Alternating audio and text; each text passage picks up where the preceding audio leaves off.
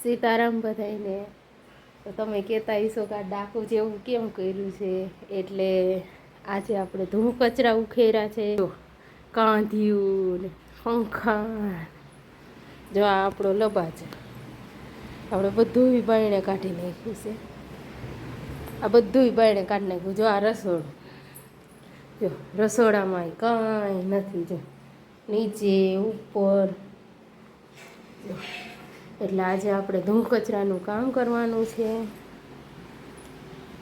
અને આ તમે જુઓ સામાન, અને વરસાદ પણ ચાલુ છે ધીરે ધીરે, છતાંય ધૂળ કચરા તો કરવા જ જોઈએ સાતમ આઠમના.